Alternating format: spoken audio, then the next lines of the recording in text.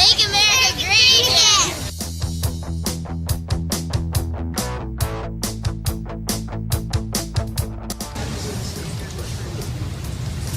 Hello to Right Side Broadcasting Company. Welcome to Cedar Rapids, Iowa for the big Trump rally, where there are genuine people here voting for Trump because he is our genuine nominee. What do you want to tell the world about Cedar Rapids? People who haven't been here before. Wonderful place to live. Great Midwest town. Just genuine, real people, everyday people. And finally, what are you most excited for in terms of what Trump might say tonight? What would you like to hear him talk about? He's always up on current events. Yeah, honesty. That is number one. He'll talk about our veterans. He'll talk about the border. Yeah, I hear honesty is big in Iowa. Honesty is very big. We like the genuine article. We don't need the fake politicians. We appreciate genuine. All right, well, thank you, Danielle. Adam Taxon here. Now, these two said the magic words, not Trump. What are those magic words you got? We love Right Side Broadcasting. And what is it you love so much about Right Side Broadcasting? All Trump all the time. We got Trump every night. It's my nightly entertainment. And Pence. And it's unbiased. It's unbiased. Well, no, we are biased. Well, we are on the right side. way. But we Oh, don't I'm Right biased. side, not the It's not left. biased to us. Not the left. Just in a It's on good the right way. side, but we love it. Watch it every night. Every night. Any Every night. messages Only to, fair. how about a message to Joe Seals, the CEO? Keep doing what you're doing. We need this. This is wonderful. Keep up It's the good work. expanding and more people. We've been talking to a lot of people about it today. Yes. Great. To get Yes. the word out so they understand what's No. there and how to get to it. And Diamond and Silk, that's how I usually Yeah. get to it. Diamond and Silk. How about you ever catch Wayne Dupree, Mark Burns? I love it. Yes, Mark Oh, Burns. we like Mark Love Burns. Mark Burns. How about, what do you think of that Adam Taxon guy who does like the pregame shows? You're not familiar with his Oh, work? I'm sorry. I'm not. That's That's you. all right. Yeah, it's me. You are great. Adam, you are Isn't he great. great? He's the best. Oh, okay, okay. He's the best. That's all right. We'll work on the name recognition. And well, thank you for your time today. Yes, thank you. Keep it up. Apparently, these two didn't say everything they had to say. Can you mention that again? Yeah, I thought of something. I love Right Side music, Right Side Broadcasting music. That gets us fired up every time we go see a Trump rally. Yeah. The music ahead of time. And after. I can't Awesome. turn it off after. It's very Really? I catchy. can't turn it My off kids until it love goes it. off. Here's the key question. What is the name of the musician? That I'm not sure of. We don't know, but No, it's we not know me. it. My kids know it. It'll be on. Jacob Seals. How about a message to Jacob Seals personally? Because he'll Don't be change it.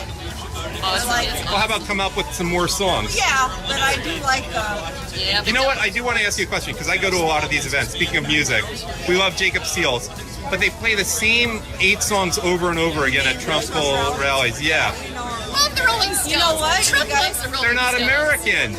They're not You know what? American. They're good. You know what they have Oh, in they're there? okay. Don't Well, put on neither are the camera. Beatles, so you know. who They cares? should do the song from Claire Gatlin from Hillary's America. That should be incorporated into your Right Side Broadcasting. Okay, I will pass that on. We may not have the I'm trying to copyright. think of the name of it. Stand Up and Say So. You gotta hear it. Great. Awesome. All right, but our favorite is Jacob Seals. Jacob Seals is He's the best. my favorite. He's the best. He's Yes, the he best. is the Oh, best. He's the best. Great. Can't top it. We love him. Adam Taxon here in Cedar Rapids, Iowa with, we like to do this, the first person online today, Randall. Randall, what time did you get here? 1:30 this morning. 1:30 this morning. Yeah, 1:30 this morning. You had to be here early. Wow, that is definitely early. Front row Joe. That was 12 and a half hours ago. I mean, it's been already. Woo! Yeah, no, that's over 12 hours. Yeah. What inspired you to get here so early? Well, this will be my 13th Trump rally, and I'm going through my Trump withdrawals. And when I found out he was going to be down here, there wasn't nobody that was here to tell me that I wasn't first in line. So you are from, and plus you save money on hotels too, that Right, way. save money on hotel, just hung out here. I'm What, from Lakefield, Minnesota, which is actually up by Spirit Lake, Okoboji, Iowa. Okay. The biggest blue lake. So that's not that far from here. Oh, 270.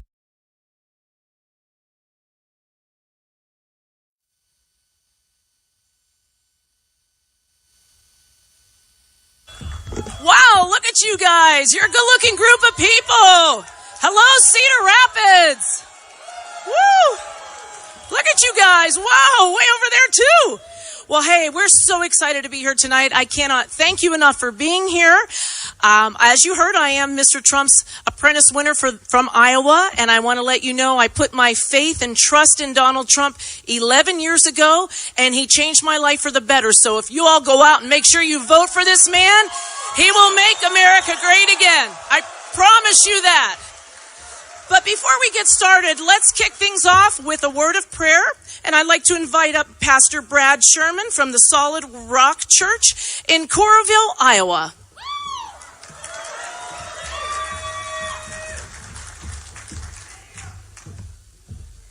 Would you join with me for just a moment and quiet our hearts as we pray? Father, we acknowledge that you are the one who says to a nation, a city, and a people, be revived and be rebuilt. And we acknowledge that you are the one who raises up men to perform your desire in the earth, often without them even knowing or being aware when you've been leading them by their right hand. You choose and prepare people to perform and carry out your purposes in the earth, and you use those whom you choose to subdue nations, to open doors that no man can shut, to make crooked places straight, and to open the hidden treasures and riches of secret places. Father, I believe you have raised up Donald Trump for this purpose, causing the omens of boasters to fail, making fools out of diviners, causing wise men to draw back, and turning their knowledge into foolishness. Therefore, I pray your protection and blessing on Donald Trump and his family and the campaign and all who are involved. And I pray that you would guide him, causing him to trust in you with all of his heart, leaning not on his own understanding, that he would acknowledge you in all of his ways, and that you would order his steps and direct his paths. We pray that you would preside over this evening, and we pray that you would bless this nation, causing it to be like a watered garden, like a spring of waters that does not fail, that you would rebuild the waste places and the foundations of past generations, repairing the breach, and restoring the streets as safe places in which to dwell. Father, we humbly approach you tonight. We pray these things through the name of our Lord and Savior, Jesus Christ. Amen. Thank you.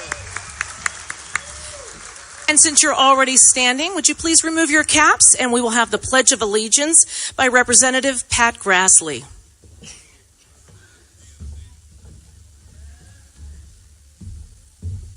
Thank you. Please join me for the pledge. I pledge allegiance to the flag of the United States of America and to the republic for which it stands, one nation, under God, indivisible, with liberty and justice for all.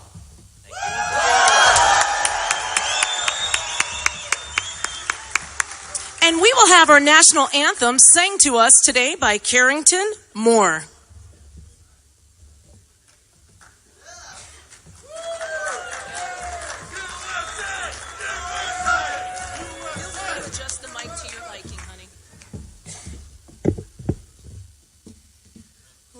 Say, can you see by the dawn's early light what so proudly we hailed at the twilight's last gleaming, whose broad stripes and bright stars through the perilous fight o'er the ramparts we watched were so gallantly streaming, and the rockets' red glare, the bombs bursting in air, gave proof through the night that our flag was still there.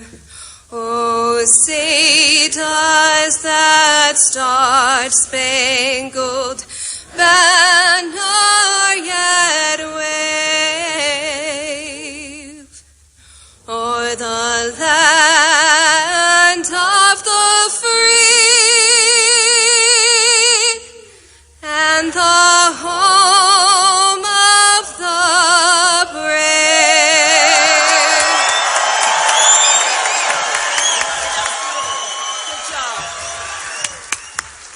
on for Carrington. Woo! Nice. Beautiful, beautiful voice. I'd like to introduce our first speaker this evening, Governor Terry Branstad. I know, very exciting. Governor Branstad was Iowa's longest serving governor and has weathered some of Iowa's worst economic turmoil. During the farm crisis of the 1980s, while helping lead the state resurgence to a booming economy in 1990. At the end of his tenure, he enjoyed record employment at an unprecedented $90 million budget surplus. We could go on, but he's behind me and he wants to take the stage. So he's a very humble man. I'm proud to know this man and call him our longest serving governor, Governor Terry Branstad. Thank you. Wow, what a great crowd. I am glad to be back in Cedar Rapids, Iowa. I was just here yesterday with Alliant Energy to announce a $1 billion investment they're making in wind energy to continue to provide reliable, low-cost, renewable energy and more jobs in Iowa. I'm proud to be back. We're not done yet. We are working hard every day to try to bring more business and jobs to Iowa. I'm proud to be in this city, which is a big food processing place, one of the biggest in the whole United States. And of course, with Rockwell Collins, you're very big in avionics. So this is an important industrial city. And you know, the working people of America have been ignored too long by this administration.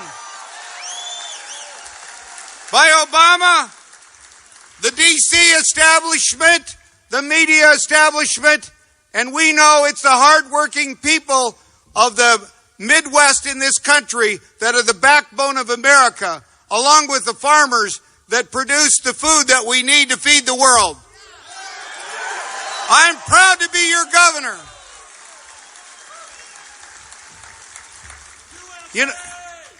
You know, the one problem we've got is we've got an administration in Washington that's working against us instead of for us.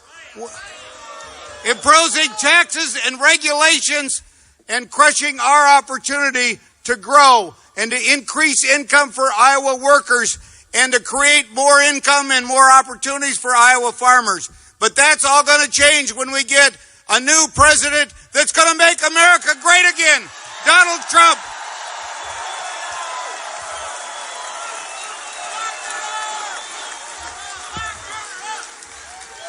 There's a whole lot of new people that are here.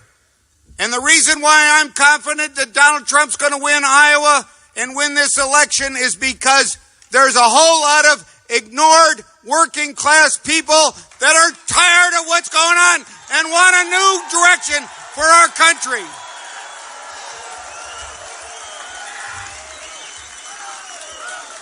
Thanks for being here. Help is on the way.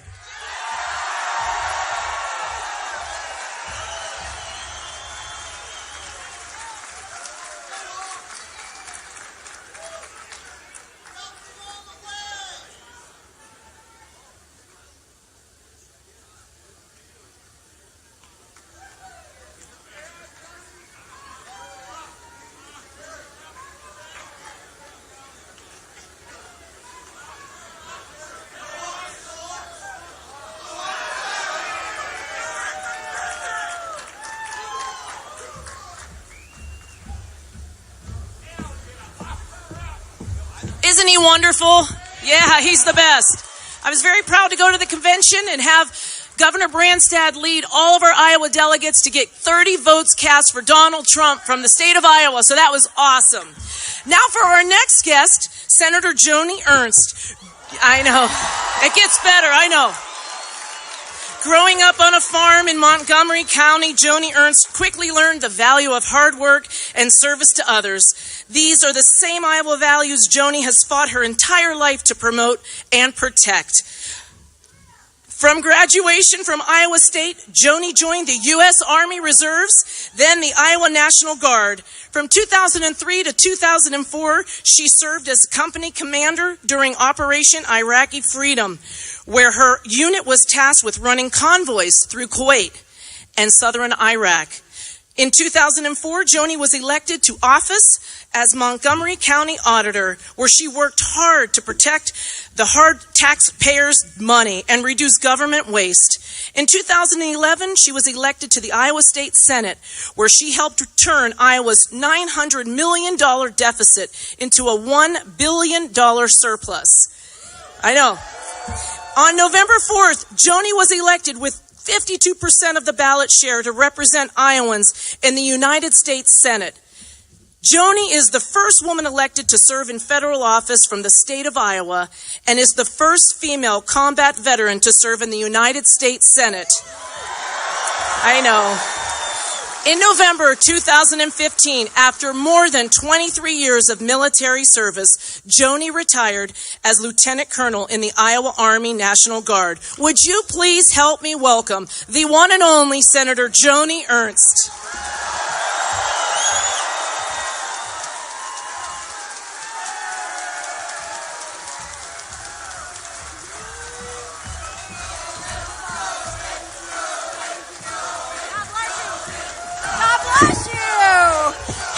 Thank you, Cedar Rapids. God bless you all. Standing room only. I love it. Thank you for coming out today and supporting Donald Trump. Are we going to do it this fall? Thank you so much. I am extending my greetings for Senator Chuck Grassley as well. Grassley works, folks. He's out there right now working for you. So thank you. He's working against that overregulation from the federal government, so he couldn't join us today. But I want to thank you and make sure you go out and support him this fall as well. Now, part of my bio is very important to me. That's the military aspect. And so I thank all my veterans that are here with us today. God bless you and thank you for your service from the bottom of my heart. Thank you. Thank you, guys. Thank you. Truly, so many people have asked me, Joni, how is it that you came to be in the military? And I tell the story about when I was at Iowa State University. Between my freshman and my sophomore years of college, I had the opportunity to go on an agricultural exchange to Ukraine while it was part of the Soviet Union. And while I was there, in the evenings, we would get together and talk with the people on that collective farm. And remember, agricultural exchange. But what did they want to talk about? They asked us what it was like to be an American, what it was like to be free, what it was like to have the freedoms, the liberties, and the opportunities that we do as Americans. And that made such an impression on me. When I got back to Iowa State University, I decided it is not enough for me to simply enjoy these protections, our freedoms, and the opportunities. I have to do something to protect it. So I joined the United States military. Now, and thank you. And that honestly has been one of the biggest honors of my life, serving with some of the greatest servicemen and women that our country has to offer. But why am I here today? Why am I on this stage? It is because our freedoms, our liberties mean so much to me. And we need a strong national security and somebody that understands we need to protect our nation. Who is that? And you know what? That's right. USA. Thank you. Thank you so much. And you know who is not fit to lead? Hillary Rodham Clinton.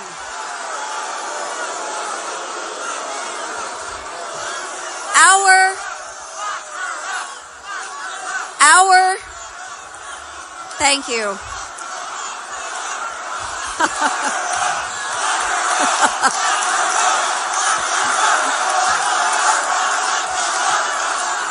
servicemen and women cannot fail us.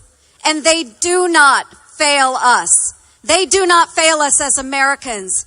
But Hillary Rodham Clinton has failed them. She has failed.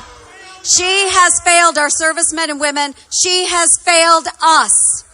She has failed us. And I tell you, she is not fit to serve as our commander-in-chief. The policies of Hillary Rodham Clinton. Take a look at Libya, Syria, Iraq, Afghanistan. Failed policies that have created safe havens for terrorists. We cannot allow her to occupy that very important office in the White House. With Hillary Clinton, it is all about her. It is all about her. When you know what, folks? It should be about you. It should be about you.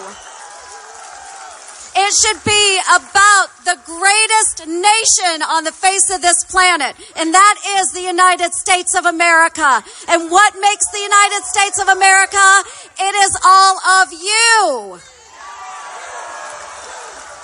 So I believe in protecting America and her great interests all around the world. And that's why I am here on this stage to lend my support to a gentleman that has given voice to millions of Americans who felt that they have been disenfranchised for years. Donald Trump. Donald Trump. So folks, let's get out this fall and let's make sure we make it happen, because we cannot have Hillary Clinton in the White House. God bless you all. God bless you. Thank you so much, Cedar Rapids. Thank you.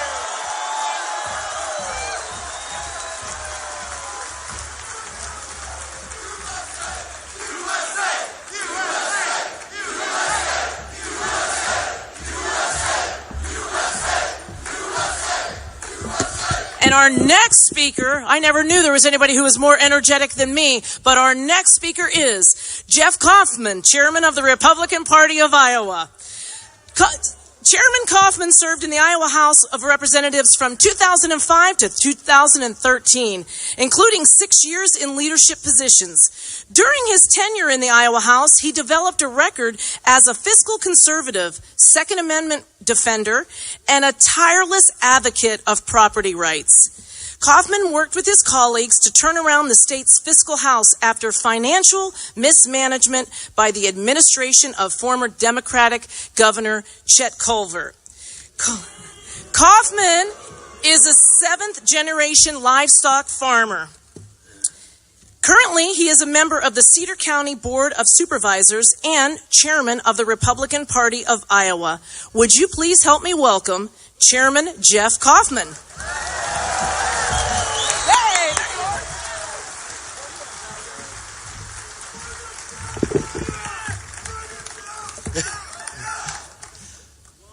Welcome, Lynn County. I hereby declare Lynn County Donald Trump County.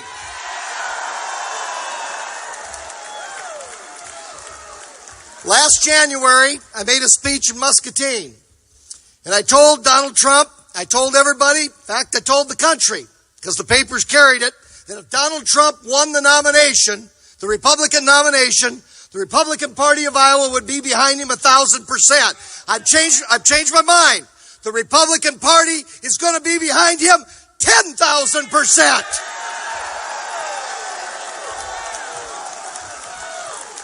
And I would be remiss if, as the chairman of the Republican Party, if I didn't say to every Democrat that's in here and every independent that's in here, welcome. If you're voting for Trump, you're part of our team. Welcome.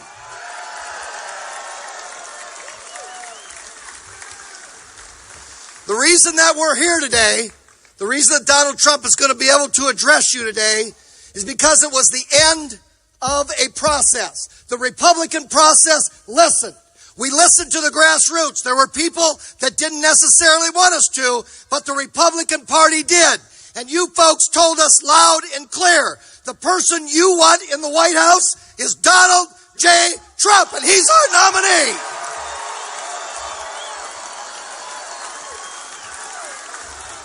And contrast that. Just contrast that with what you just saw with the Democrats. They have 2,500 superdelegates so they can put their foot on the scale and move it towards one way or the other. And then all of this nonsense about reconfiguring and making sure that Hillary Clinton got it. Listen, folks, the Republican Party listens to the grassroots. The process the Democrats used was a crooked process. But then again, I think it's perfect for crooked Hillary.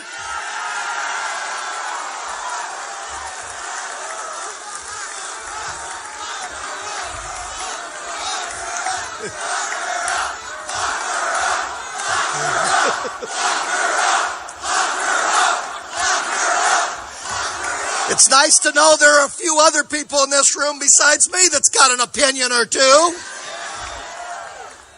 You know, we can concentrate on Hillary. We can concentrate on what she's done with ISIS. More likely, what she hasn't done with ISIS. The debt, the health care, the nuclear deal. But here's the thing, folks. This is a serious, serious time. And at some point in time, all of you, all of us, are going to have a very serious discussion with some loved one. Maybe it's a grandchild yet to be born. Maybe it's a neighbor. Maybe it's a niece or a nephew 10, 20, 30 years down the line. But at some point, they're going to look you in the eye and say, what did you do to stop this nonsense? Folks, that time is now. It's 2016. We need you. We can turn this thing around. We can turn this thing around. We will turn this thing around. But here's the thing. I don't want us to just be against Hillary, although there's a whole lot not to love. The bottom line is, I want us to be in favor of Donald Trump.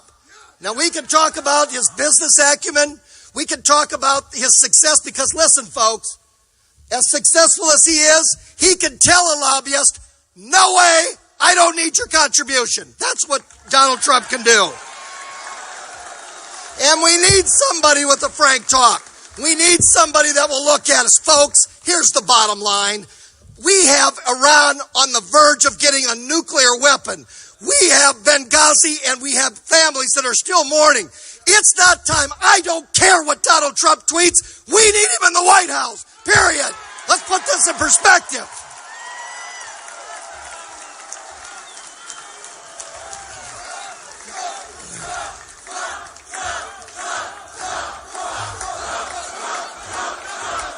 I wish I could hug every single one of you, and I'm not a hugger.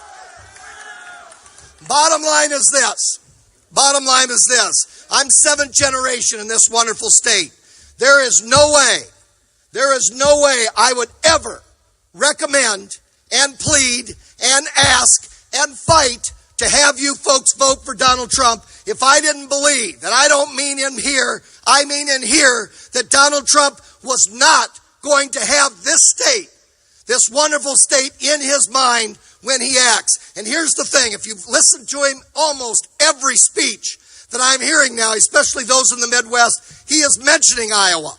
There is no doubt in my mind, whether it be our first in the nation status, or whether it be our agricultural economy, or whether it be rural Iowa, there is no doubt in my mind that when Donald Trump is in the White House, Iowa is going to be in his head, and it's going to be in his heart, and we win when that happens. Right here, we win.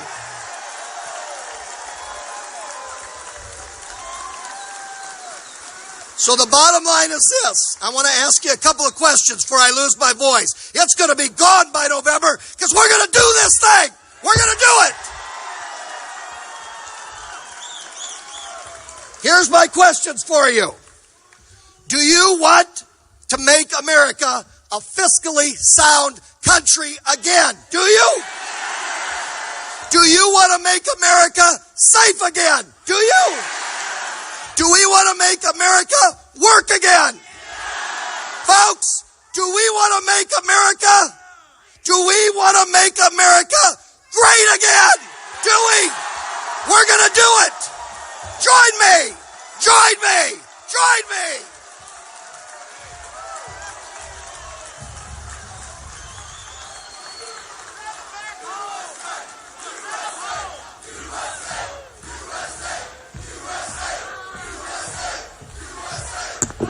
tell you he was fired up? Well, would you all please help me in welcoming my colleague, Stephen Miller, Senior Policy Advisor on the Donald Trump campaign.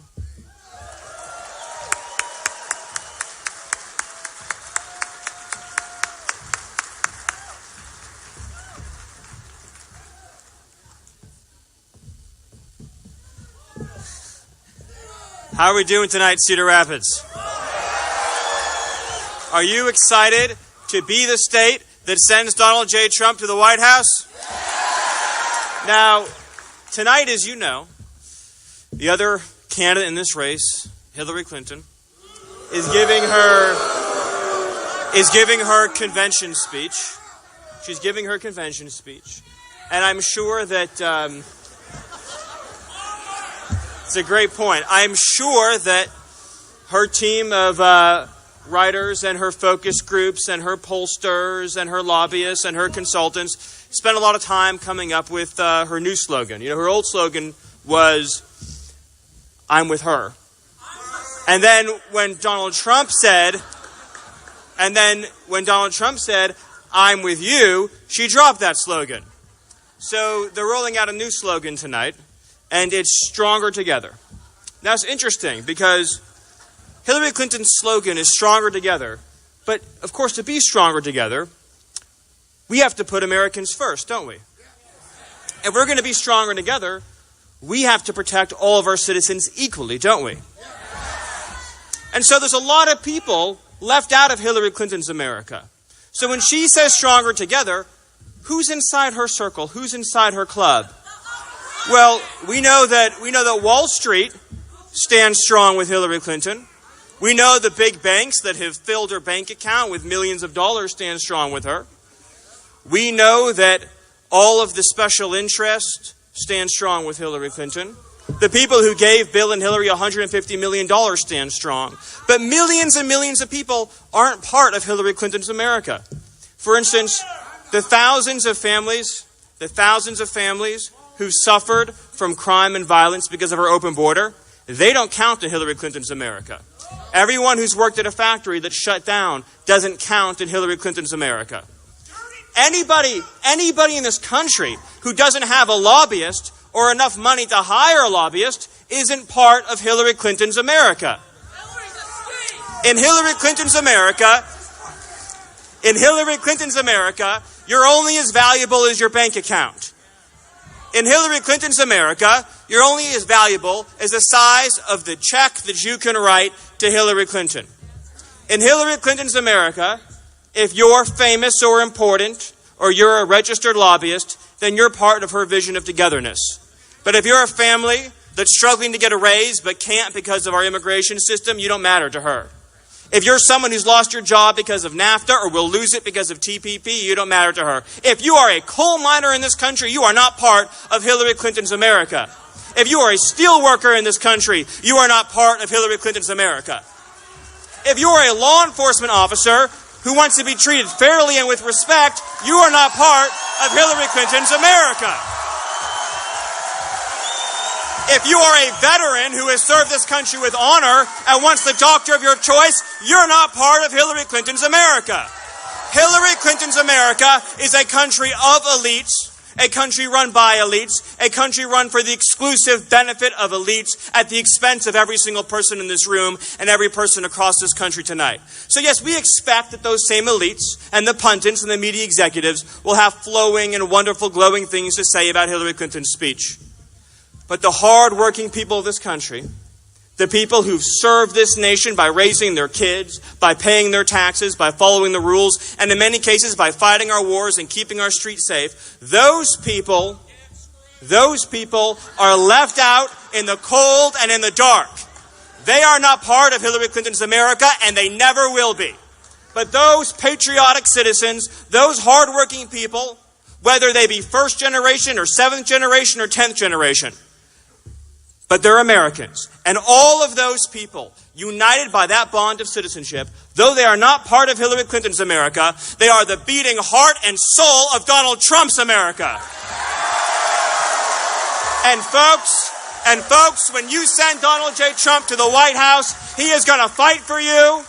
He is going to win for you. He is going to deliver for you. He is going to fight for our police. He's going to fight for our steel workers. He's going to fight for our coal workers. He's going to fight for every parent in our inner city who's also not part of Hillary Clinton's America.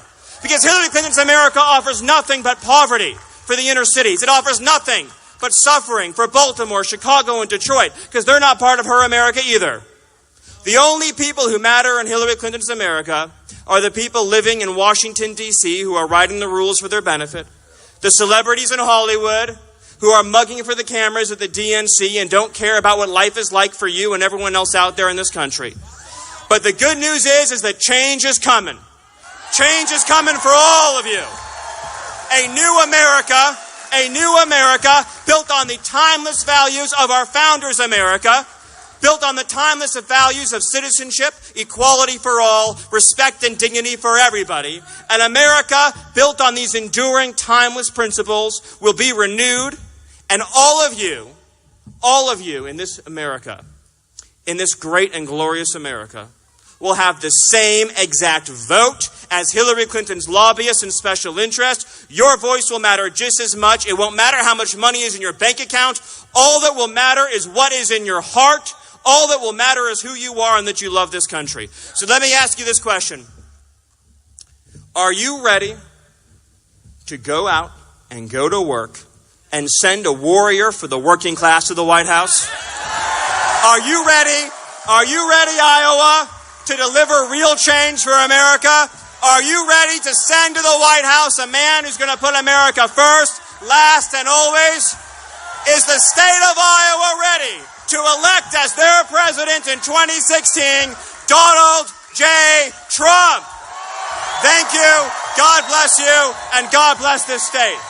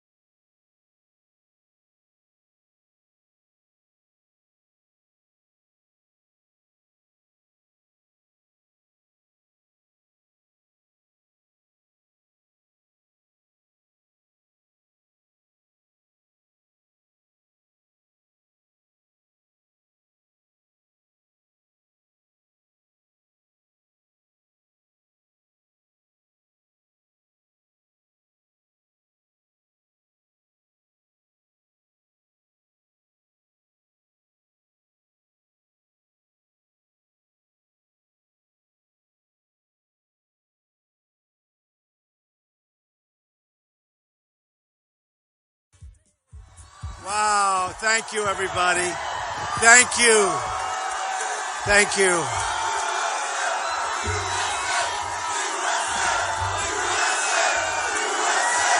Fantastic. Thank you. Thank you. You know, they have a little thing going on right now in Philadelphia, but I want to be right here. Look at what we have. Look.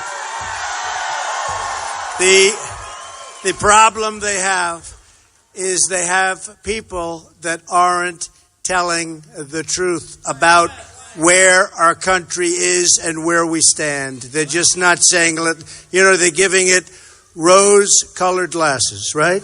They're not talking about radical Islamic terrorism. They're not talking about the borders that are like Swiss cheese. They're not talking about all of the problems we have with trade, and we know trade very well because Iowa knows trade. And by the way, speaking of trade, one of the great traders, one of the great people, you have your governor, the all-time record. Where is Terry? The governor is here someplace. The governor is here, and he has been an amazing, he's become a friend of mine over the years. We've really gotten to know each other, and I want to tell you, he is some terrific man and some terrific governor. So, Terry, thank you very much. And we have a superstar, Joni Ernst. Joni Ernst. And I don't know where Joni, this is a big crowd of people. I don't know, she's in here someplace. But with a great family, an unbelievable family. Oh, there. An unbelievable family, and it's great. Thank you, Joni. Thank you for everything. Thank you. Thank you for everything. And I want to thank, this is some crowd of people. This is some crowd. Unbelievable. Unbelievable. We love you too, man. So, we're going to make America great again. We are going to have an election on November 8th, and that's going to be something special. We have now a movement that nobody's ever seen before in this country. Never happened. You know, they've had movements where somebody came in and won a state, or did well with a state, or came in second in Iowa, and they make the history books. But this is one where Bill O'Reilly said it's the single greatest political phenomena he's ever seen. That's pretty good. Where many other of the pundits have said the same exact thing. And the way I look at it is a little bit differently. If I didn't think we were going to win, or if I knew I wasn't going to win, and I know we are going to win, I wouldn't even waste my time, because if we don't go all the way, you know, I got a call from a big reporter, said, congratulations, Mr. Trump. What you've done has never been done before. I said, what have I done? What have I done? He said, nobody's ever done what we've done. It's a movement. It's an incredible movement. He said, nobody's done it before. I said, what have I done? I've done nothing, because unless we win all the way, it's like a waste of time. It's a waste of money. It's a tremendous waste of energy. I mean, this takes energy. Okay? I just left some great people in a very good other place in Iowa, right? You saw that. And we had a good time, and we had the same kind of a crowd. I mean, it's an amazing thing. And people come out, and the only problem we have is the place, as big as this room is, the places aren't even big enough. And you have a lot of people outside still pouring in. Because they really want, you know, when I was at the convention, and I think, by the way, I think the people of Cleveland, they did an incredible job 2 weeks ago. And I think, by the way, my wife and children did an incredible job. They did an incredible job. They did an incredible job. It was beautiful to see. It was beautiful to see. So what we're now looking at, and tonight I'll go home, I guess, and watch. I guess. Are we going to watch tonight? I don't know. I don't know.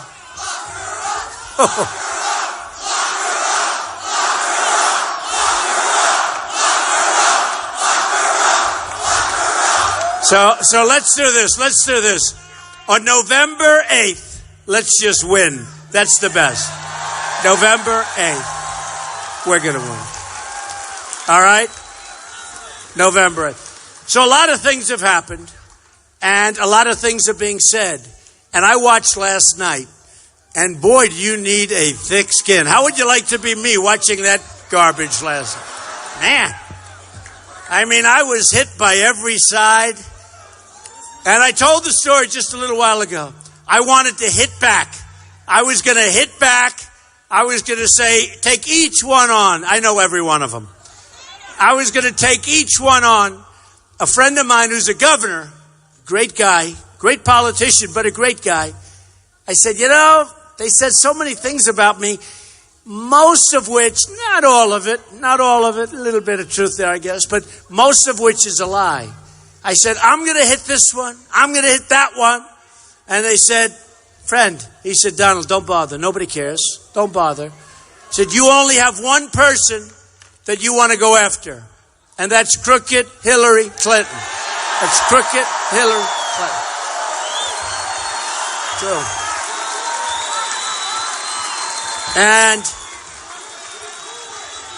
And I said to him, I said, yeah, but they said things that were terrible and I don't like it. And they have an audience and I don't like it. And they lied. They told so many different lies. And I said, look, I have to, for instance, as an example. I was going to say, I was going to say friend or foe. It turns out to be a friend. Turned out to be a friend. Friend or foe. I always point, I say friend or foe. But some of our friends are a little bit noisy, right? But That's great. Great.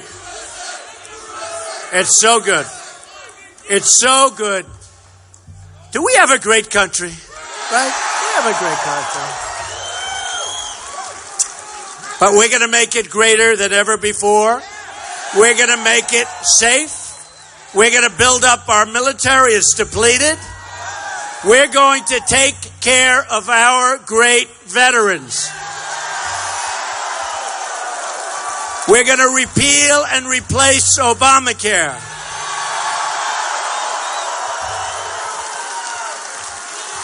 We are going to save our Second Amendment, which is under siege.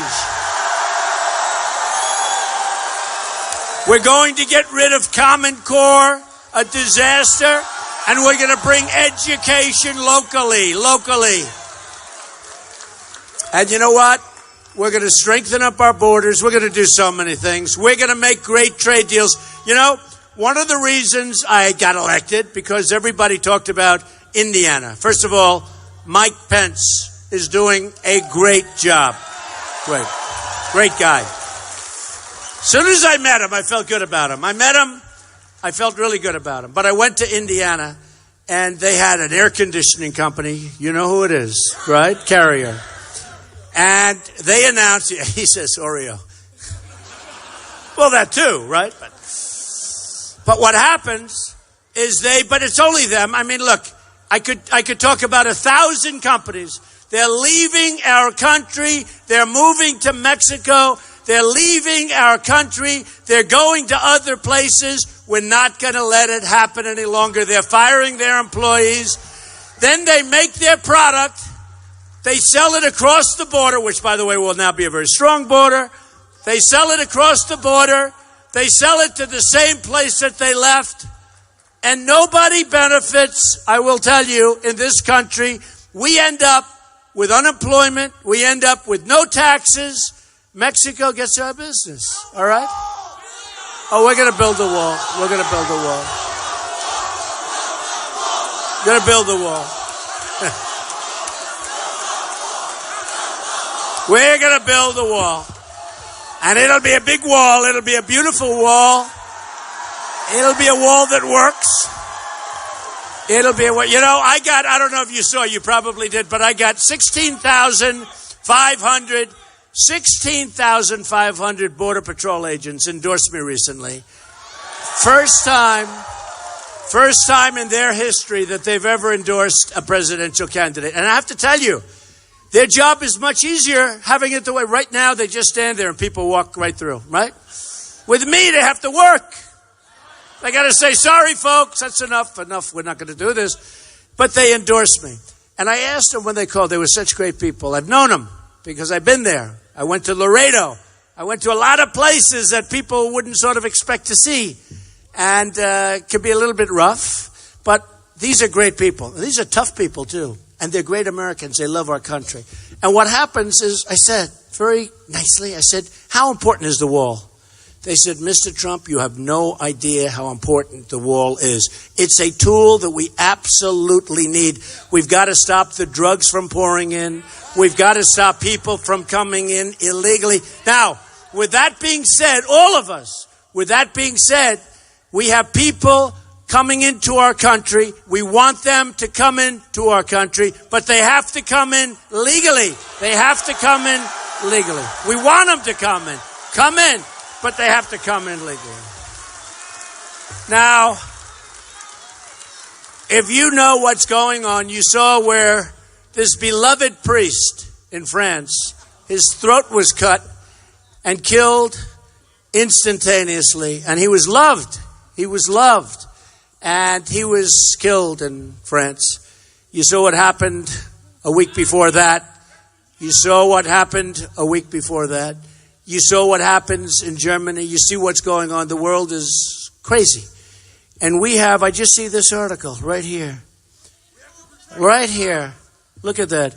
Cain. That's the choice that Hillary made. How bad a choice. By the way, how bad a choice is this if you think?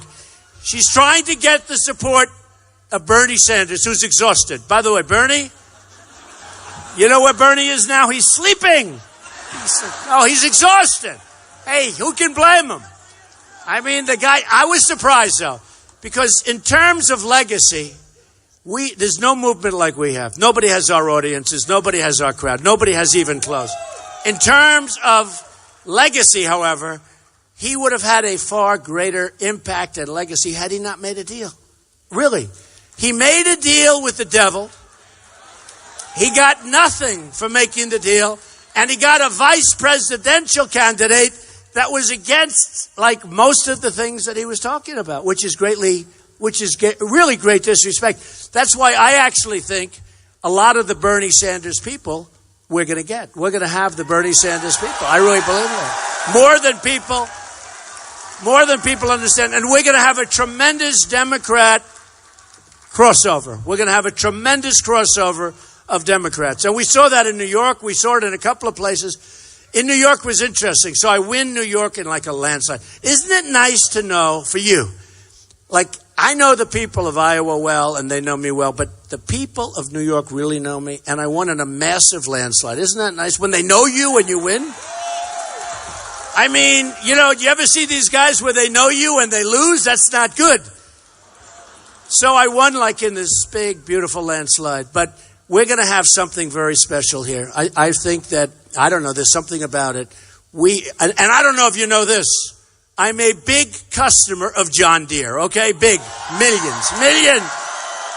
Sadly, I spend millions of dollars with John Deere.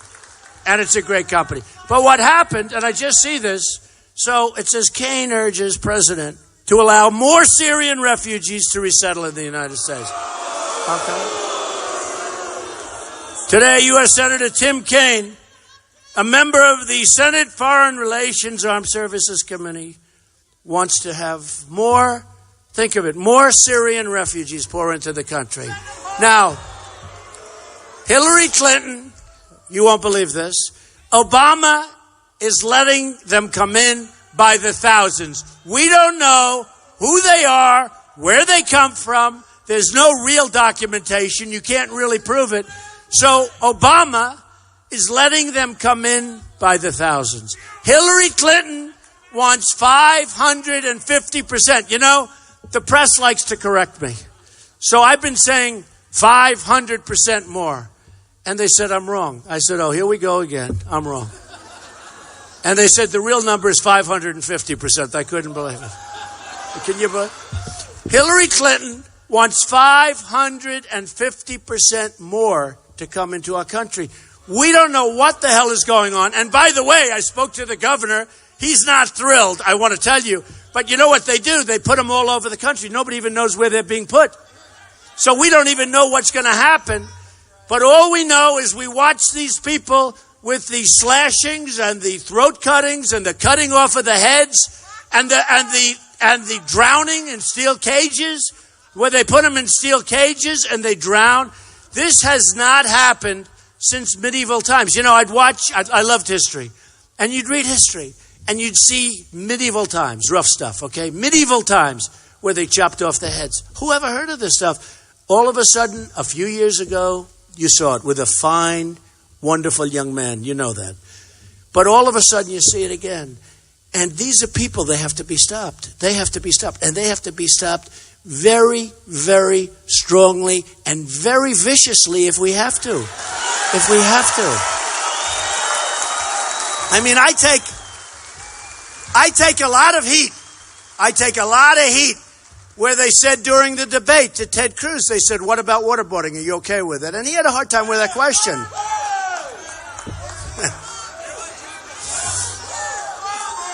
No, he had a hard time. That's a tough question because, for them, for me, I'm not a politician. I say like it is.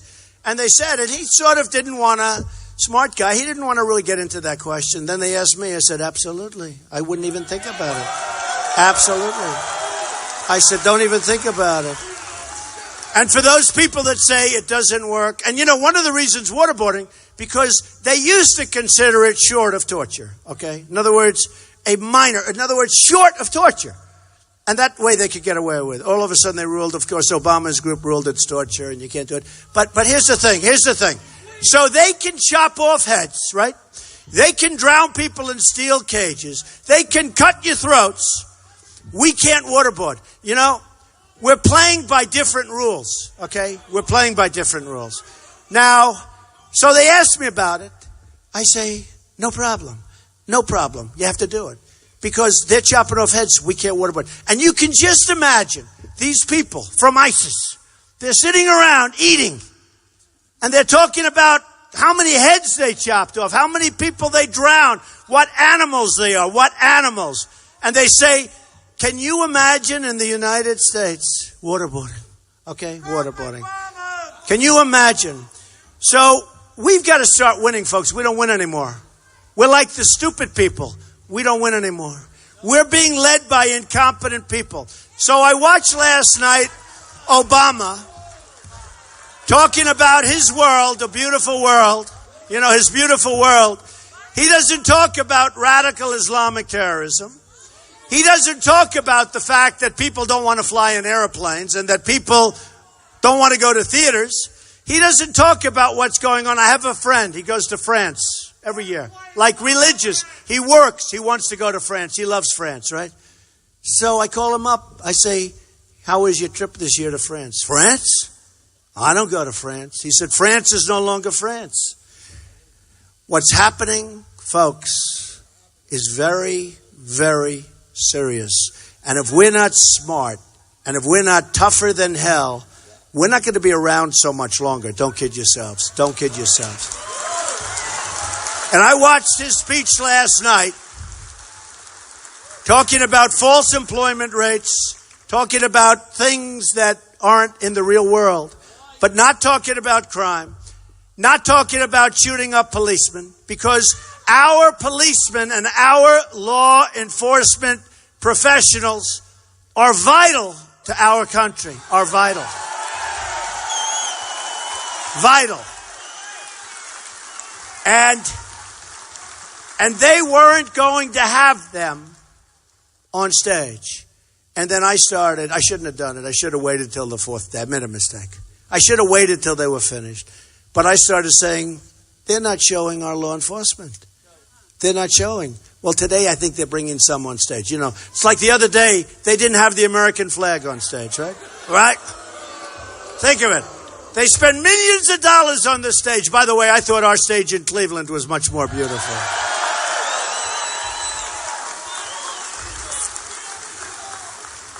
I also liked my children better than their stars. Dude. They did a good job. My wife and children did a great job, I'll tell you. They did a great job. They did a great job. I was very proud of them.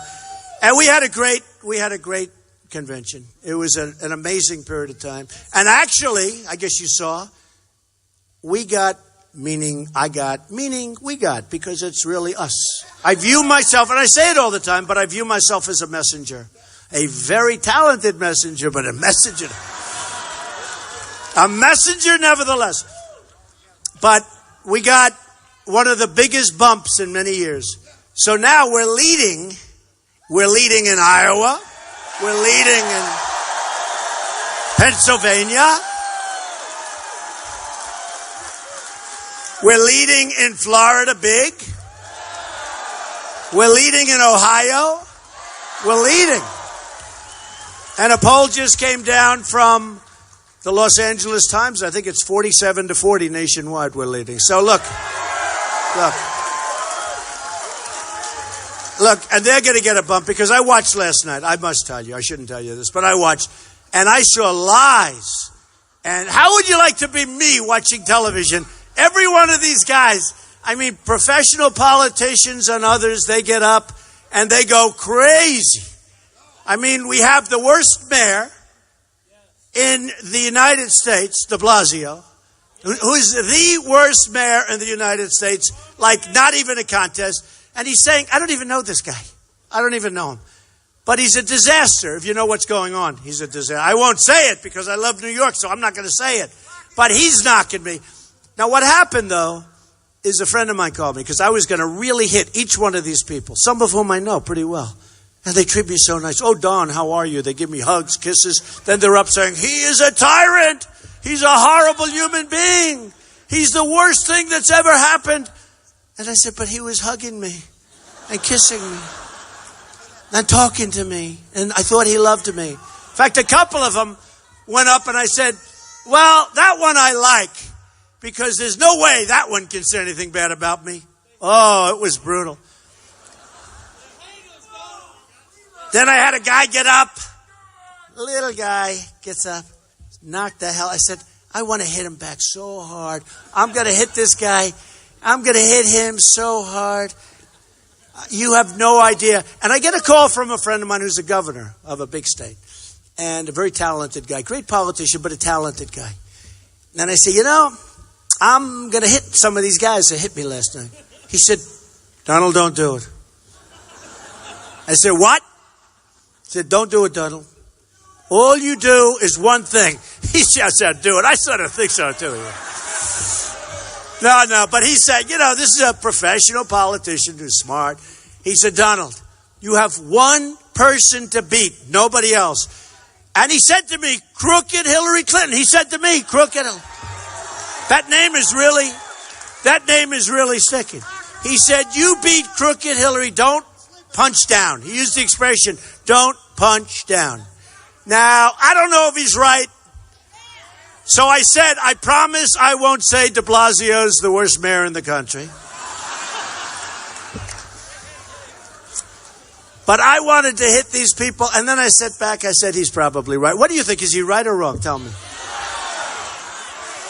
I know the rough guy in the back, you're saying he's wrong. No, go hit him. I don't know. We'll see, because, and you know, such lies.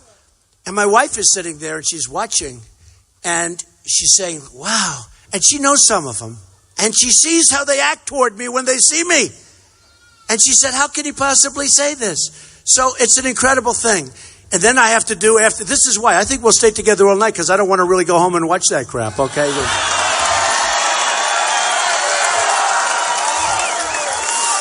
So anyway, and so we had a tremendous bump. We're now in first place, and we're leading most of the states. We're leading, you know, most of the states that they call very important states in terms of winning. And we want to win because, you know, our whole theme is Make America Great Again. Make America Great Again. And I'm adding now because of when you look at Nice. How about Nice? How bad was that? When you look at the father, the priest. When you look at the things that are going on. When you look at San Bernardino, where she comes in, probably radicalizes the guy, and they go and they kill 14 people. And by the way, if somebody in that room on the other side had a gun, right? Would have been a whole different story, folks. They were sitting there, no guns, no nothing. The only ones that had guns were the two wackos that did all the shooting. And they threw a party for the birth of their baby. They threw them a party, these people that they killed. They gave them a party honoring the birth of their baby. And then they went back and they killed everybody and many people in the hospital. Or Paris.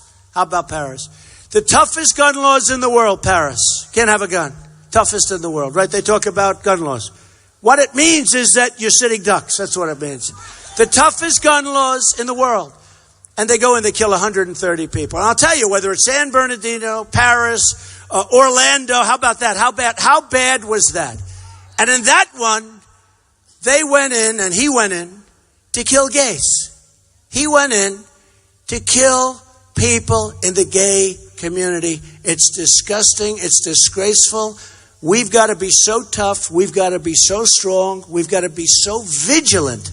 We've got to be so vigilant. People see that there are problems. In San Bernardino, they had in their apartment bombs all over the floor.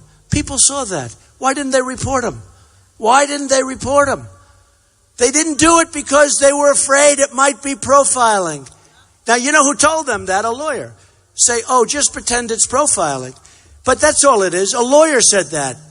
Because you have to report. They knew you had to report, but they said profiling. If a community isn't going to report when they know something's going to happen, those people have to suffer the consequences. That's all there is to it. Because we are all sitting ducks. And we can't be sitting ducks. I know a lot of the people in the room, you're not sitting ducks, I'll tell you that. Okay? So we have to get smart and we have to get very, very tough. And we can't let this stuff happen. We can't let it happen. Now, let me tell you a little bit. So when companies want to move out, more and more companies, I hate to tell you, as we're standing here, people are negotiating from Iowa, but from many other states. I mean, I know. They're negotiating to leave the country. Companies are negotiating to leave the country. They've been working on this deal so long, our politicians in Washington, they don't have a clue. Number one, the ones that do are fully taken care of by lobbyists and special interests, okay? So they're not going to do anything anyway because it works for them. It works, the system. The system is broken. The system is rigged. And I'm the one that first came up with that term because when I won Louisiana, I saw that I was getting fewer delegates than the guys that came in second, third, and fourth. I said, what is this? What do I know? It's the first time I ever did it. So I said, wait a minute. I went to Louisiana. I didn't love the whole thing with the caucus here because I should have won here. I mean, if you didn't have caucus, I would have won Iowa too. I hate to tell you. But when somebody walks into that room and they're grabbed by a lot of people, oh, didn't you know this and that and that and that? Okay, I'll vote for that one. But so I sort of you know what I'm talking about too. But I came in second. I did well. But we would have won. And by the way, I hear we're going to really, will you do me a favor? Can I have a great victory in Iowa? Because I want to talk about Iowa. I want to talk about the great victory. And I hate to say this, in New Hampshire, which I won, and I wouldn't have won maybe if I didn't learn the business in Iowa. Now, in all fairness, I came in second. It was very funny. So I came in second.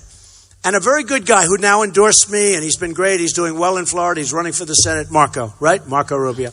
But Marco came in third. I came in second. And they said, Trump suffers a humiliating loss. I mean, there are 17 people. I came in second, and I never did it before, right? But boy, did I get good after Iowa. Right? Boy, did I get good. I started just running that table. But it was funny. I learned a lot. I learned a lot in Iowa. And first of all, I learned politics a little bit shaky business there. And where's my man, Jeff? Jeff is so good, our leader. Where is Jeff? He's here too. Thank you, Jeff. Thank you, Jeff. We're going to have such a victory. But, if you think. So, I'm in Iowa, and we're going to take Iowa, and I learn what's going on, and then I go to New Hampshire, and if I didn't spend all of the time dealing with all of the professionals that I was dealing with right here, some of whom are right now in the room, I absolutely wouldn't be standing here right now. But we have to win Iowa this time. No more seconds and no more stuff. Because what happened when I came in second, it was terrible. I came in second and I said, man, I thought I was going to win it because, 7 or 8 points up. And I really was going to win by more than that. And I thought I was going to win it. And I came in and the newspaper said, Trump suffers humiliating defeat. I'm second out of 17 people, right? I said, it's not like it was a disaster. But they said, Trump in Iowa suffers a humiliating defeat. Marco Rubio, who I now love, okay? It's true. And he's doing great in Florida. And he's going to win in Florida. Okay. Marco Rubio. So they say, Rubio comes in third. A star is born. Brilliant. Unbelievable. No, do you remember? Am I right? I said, wait a minute. I came in second and almost won. I was just this much. So I was humiliated. And Marco, a star was born. I said, what kind of a business is this? This is crazy. Right? You remember? Am I right? I'm not kidding. I went around for 2 months. Even after I won in New Hampshire, I kept going back to Iowa. I kept saying, what happened? But I will tell you, I learned a lot. And the people here are amazing. And it wasn't your fault. It was my fault. It was my fault because I did things that were not good, but I learned. You know what it's called? You have to learn, right? I never did it before. I never did this. Whoever thought I was going to be doing this, right? I never did it before. I never did it. So, thank you. Thank you. So we have the big one coming up, and when they tell me that what we've done has never been done before, remember what I said. If we don't win, you're wasting your time being here tonight. You could be home watching other than the convention. You could be doing... Seriously. We got to win. It's November 8th. You got to get everybody out there. We got to win. Now, look, just a couple of things. So I make statements to the press, and then I want to talk about the evangelicals, because the evangelicals were so great to me. Who's an evangelical in this room? All right. Heavy, heavy, heavy. Well, you're like Trump. You're not voting for anyone else, okay? I'll tell you why in a second. But NATO, I said, hey, wait. I like NATO. NATO's great. But people that are in NATO, the countries, you got 28, many of them aren't paying their way, right? So I say, we're not like a country that's rolling in dough. We owe almost $20 trillion. Nobody even knows what $1 trillion is. What's a trillion? Guys, I have a friend, he's worth $5 billion. He said, let's see, $1 trillion. How many millions? Blah, blah, blah. It's a lot of money. We owe $20 trillion. We're going to be $22 trillion pretty soon because of the omnibus budget, which was a disaster, right? So NATO. So I say NATO's good, but it's obsolete because it doesn't cover terrorism. Everybody laughs. Oh, what does Trump know? What does he know? 3 days later, they're saying Trump was a genius in coming up with that statement. 2 weeks later, they announced that they're going, this is after years, that they're going to develop a division for terrorism. And it's on the front page of the Wall Street Journal. Do they mention my name? Yeah, about like a quarter of a sentence. Trump was unhappy or something like that. But at least it's progress. Because we have common sense. I never knew I knew a little bit about NATO, but I've been in business. But we have common sense. We know what we're doing. I also said, same question, asked by Wolf Blitzer of CNN. I said, Wolf, here's the story. It's obsolete because it doesn't cover terrorism. People laughed. 3 days later, one of the top people in NATO said, ha, ha, ha. Then 3 days later says, Trump is right. Because sometimes you're so close to something. You know the expression, you can't see the forest for the trees. Right? That's it. They're so close. And now somebody comes along and says, hey, wait a minute.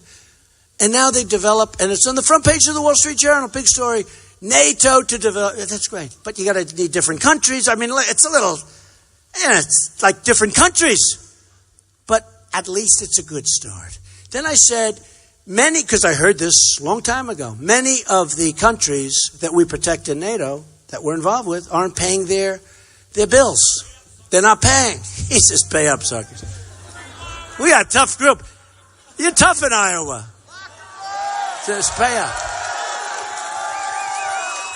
See, in the real estate business, we call them delinquent. Right? With the rent. They're delinquent with their rent. Got to pay up. Well, they're delinquent. Think of it. We're protecting these people, and we're protecting these countries, and they have the money. Most of them. And if they don't, we do something. That's one thing. But they have the money. Some of them have a lot of money. But why should they pay up if nobody asks? Now, probably, here's some guy sitting at the head of the country, small country that many of you have never heard of. And they come in, they say, listen, we owe the United States X dollars. And the head says, well, have they asked us for the money? No. Do they want the money? No. Put it away. Why should we pay it? If they're so stupid, why should we pay it? So I brought up the fact that you have many nations that don't pay. Now, here's the way the press covers it, because the press is so dishonest. Ugh. They say, headlines, Trump doesn't like NATO. Will withdraw from NATO. They don't say anything about, pay your bills, right? Then we had Japan and Germany, Saudi Arabia, right? South Korea, 28,000 soldiers on the line. Wouldn't want to be there, right next to, boom, the madman. So you have 28,000 soldiers on the line, right? But you have all these countries. Now, let's say go back 2 years, because I've been talking about this, but really, who knew that we were spending a fortune on protecting Japan? Did anyone in this room, 2 years ago, did anyone know? Raise your hand seriously if you knew. All right, that's 5%. Now people know. Hillary didn't know. She doesn't know anything. Hillary. Did you see where yesterday Hillary Clinton said yesterday, because her trade policies are a disaster, and TPP is not a good thing, I will tell you. It's bad. Trans-Pacific Partnership. But Hillary was totally for it. She said this is the gold standard. And then she saw me on television, I understand. And she heard me talking about it. She says, oh boy, he's going to clobber me on that bet. You can't justify it because there's no monetary manipulation clause. They have nothing. Plus, we should do deals with one country. You know, instead of all these countries, you got to see the lines this way, 5,000 pages. And I guarantee you, nobody in our government read it. And those governments, they read every single word, every single comma. It's been analyzed. Every word. Is it plural? We have nobody to read. Just like Obamacare. Remember? Thousands of pages. Nobody in Congress read it. And now we have a mess. Now we have a mess. Now we have a mess. So here's the story. So Trans-Pacific, we're going to reject. We've got to reject. It will be as bad as NAFTA and maybe worse, and it'll be very bad for Iowa. Now, just so you understand, I want trade.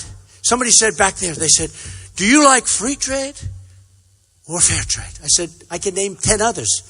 Here's what I like. I like trade where the United States makes a lot of money. That's what I want. It's very simple.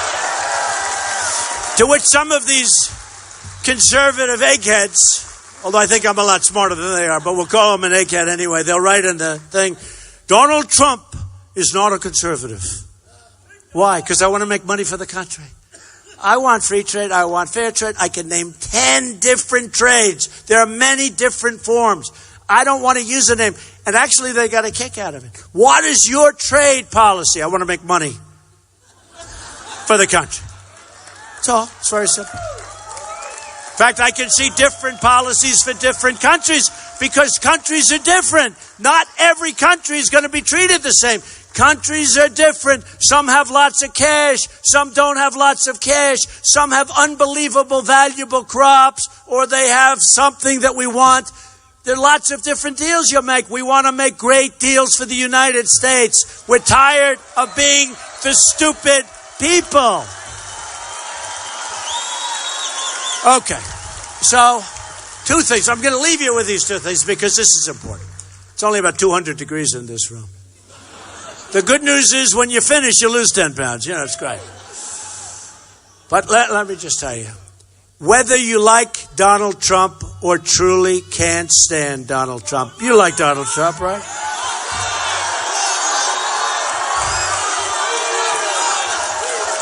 Look at all the women. Look at all the women in this room. Look at all the women.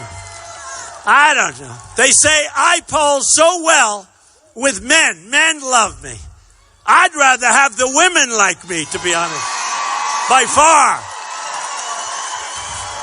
But I think that's going to be a sleeper. Since when don't they like me and since when don't I?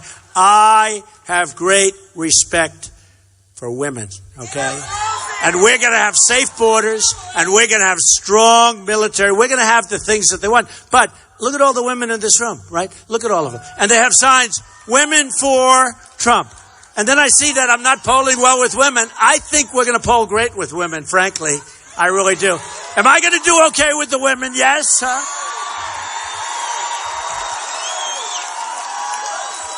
And women do not like Hillary Clinton. That I can tell you. They don't like her. So I think we're going to do great. I think we're just going to do great we're doing very well now with Hispanics because I'm going to bring jobs back to this country. We're going to bring jobs back to this country. Thank you. And that's what people want. We want security. We want jobs. We want education. We want we got to have a strong military. We want our vets properly taken care of. We want certain things. Okay. But here's the story. If you really like Donald Trump, that's great. But if you don't, you have to vote for me anyway. You know why? Supreme Court judges. Supreme Court judges have no choice. Sorry. You have no choice. Justices of the Supreme Court. So Judge Scalia was a great guy. He died. Now already we have ties, right? We have ties. You see it already happening.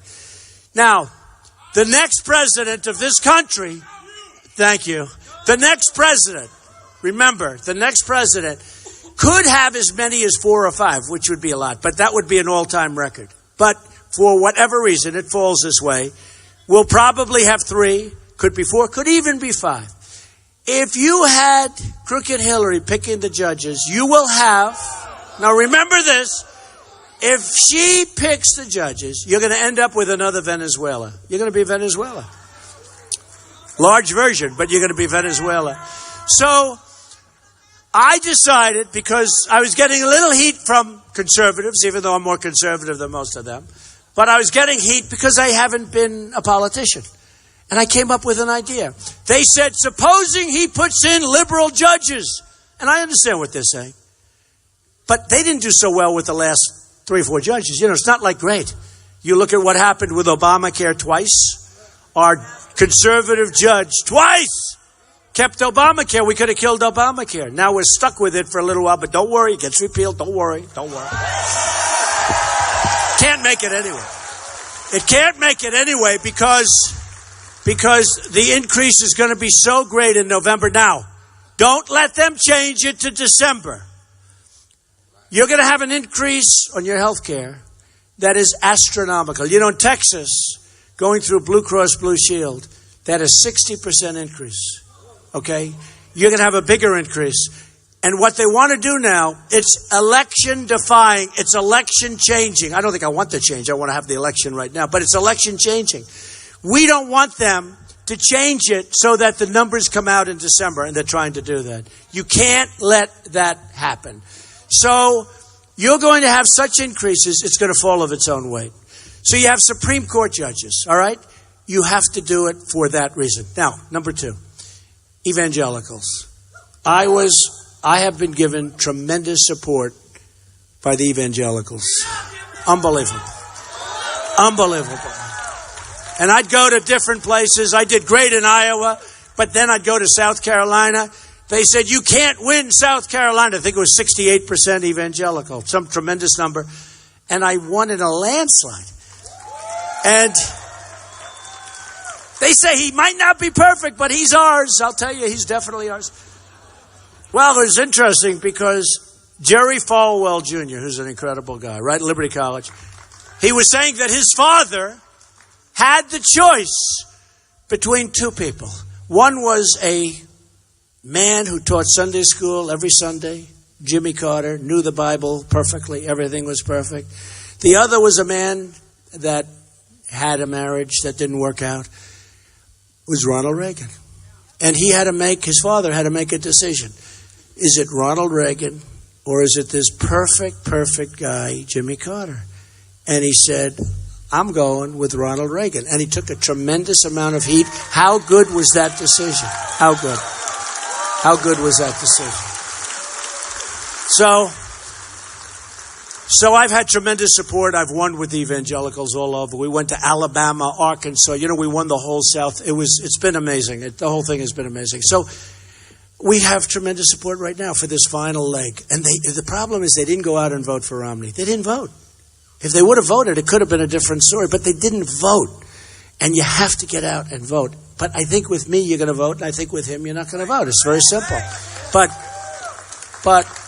So with the evangelicals, I'm sitting in this big conference room in my office with about 50 ministers, pastors, rabbis, with 2 rabbis, and great people. And they're powerful people, powerful, beautiful voices, strong people. And they're talking, and they're praying, and they're doing everything. And it's beautiful. And it was an hour up, and I could say, I said, boy, I said to myself, I've got the support of these folks. They really like me, and I really like them. So I said, I'd love your endorsement. They said, we can't do that. So what are you talking about? You like me. You're not going to endorse anybody else? No way. But we can't do that. I said, why? And they somewhat meekly told me because they don't want to lose their tax-exempt status. I said, wait a minute, what are you talking about? They said in the 1970s, Lyndon Johnson, very powerful guy, strong guy, smart guy, And frankly, I hear the reason was he was having problems with some of the churches, and he put this rule in, and he got it through because he was a strong cookie. And I said, so you're telling me that you can't endorse somebody that you really like and really have confidence because you can't get involved politically, and that if you do, you'll lose your tax-exempt status, which is a big deal. That's right. I said, wow. And I pointed down to the street, and there were people walking in the street, New York City, lots of people. I said, that means that all of those people have more power than you because you're not allowed to express a freedom that you're entitled to. You're entitled to express your thoughts, your feelings. I can't believe this. And I figured it out. And I said to him, I want to think about this. And I did research. And I said, if I win, we had another meeting a month later. I said, if I win, we are going to get rid of that Johnson Amendment. We're going to get rid of it. And remember this, and we didn't have it until the 1970s, so it's not like, gee whiz, this has been, 1776 stuff. We didn't have it until the 1970s. So if you look at what's going on with religion, and this is religion. This isn't just evangelical. This is religion. But if you look at what's going on, it's not going in the right direction. Because the ministers, the pastors, the rabbis, the people, this includes the Catholic, the priests, they don't have power to express their thoughts. So what I said, if I win, we're going to get rid. Now, that was 3 months ago. They love it. They never thought to ask for it. Did you ever have something happen where something happens and you sort of live with it, right? You live with it. Well, they've lived with us from the 1970s, and nobody's really thought of this. It's a little like some of the other stories I told you before. We are going to get rid of it, and we are going to give to these great people who we rely on and we believe in, we're going to give them their voice back, and religion will start to go in the proper direction. Because if you look at this country, it's going in the wrong direction. And by the way, we will be saying Merry Christmas again, okay? We will be saying.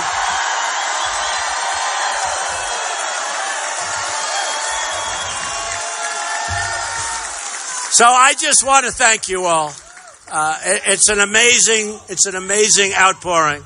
And Iowa are special people. I have so many friends in this audience. Iowa is special. And I say at the end of some of my speeches, we don't win anymore, but we're going to start winning again. We are going to start winning again. We're going to win at every level. We're going to start winning again. Thank you all very much. Thank you very much. Have a good time. Thank you, everybody. Appreciate it. Thank you. Thank you.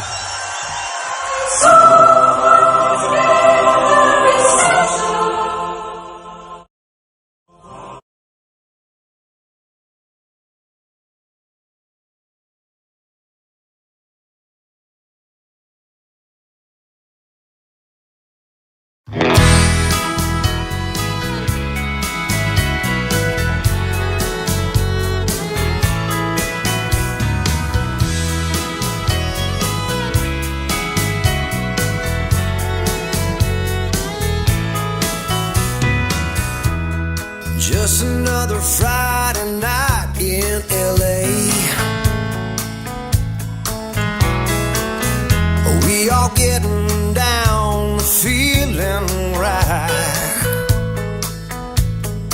And there she is alone again in the corner, sipping on a glass of house red wine. As the band begins to play, she's grooving, letting music fill her soul.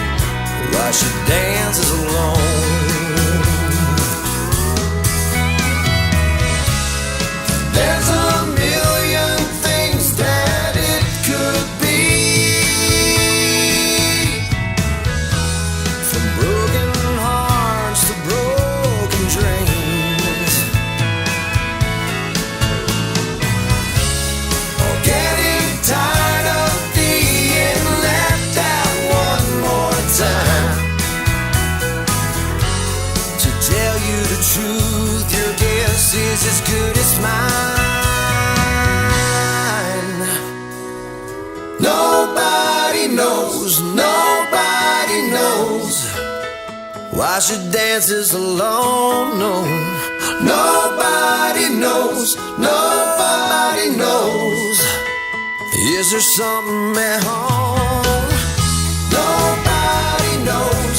Nobody knows why she dances alone. No, nobody knows. Nobody knows what she's running from. You can ask her to dance if you want, but you smile and just say no. Nobody knows why she dances alone.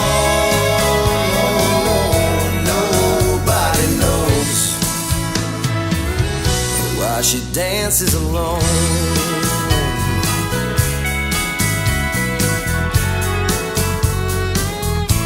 Said nobody knows.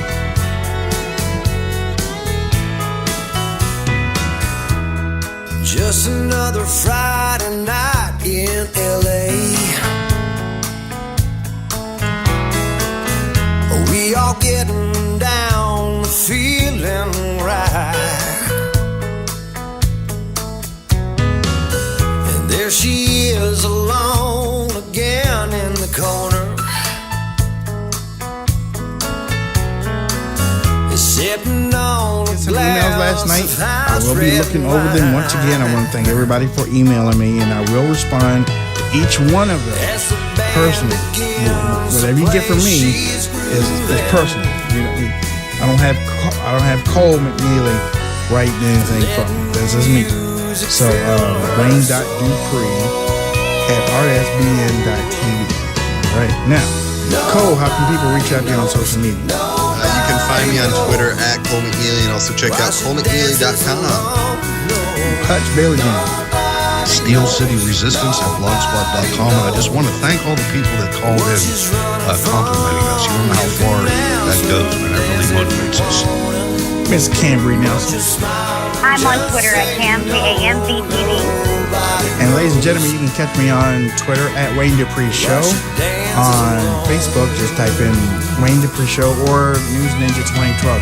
Either one of those will get it on there. And check out my website, WayneDupree.com or NewsNinja2012.com. We're going to be bringing you stories and updates and opinions on that website. So bookmark that website. And don't forget, people, subscribe to the Right Side Broadcasting Network channel so that you know when we go live and when they go live with the Trump rallies and speeches. Okay, that's the only way that you're going to know and be notified. You got to subscribe to the channel. So until tomorrow night, 9:00 p.m., we'll be looking for you here on the Wayne Dupree Show, here on the Right Side Broadcasting Network and Spreaker.com. If you have iHeartRadio, you can type in the Wayne Dupree Show and you'll be able to listen to all of our past podcasts. And you can listen in your car too, if you have one of those cars. All right, so until then, until tomorrow night, have a great night and we'll be seeing you. Why should dancers alone? Nobody knows. Nobody knows. Is there something at home? Nobody knows. Nobody knows. Why should dancers alone? Nobody knows. Nobody knows what she's running from.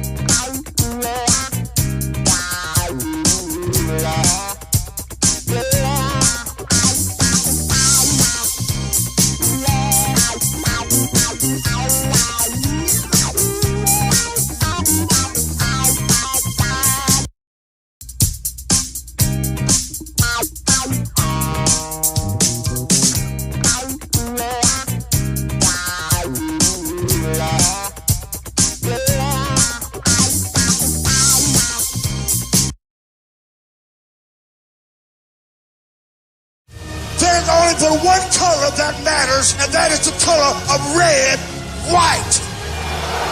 Focusing on the colors that unite us, USA.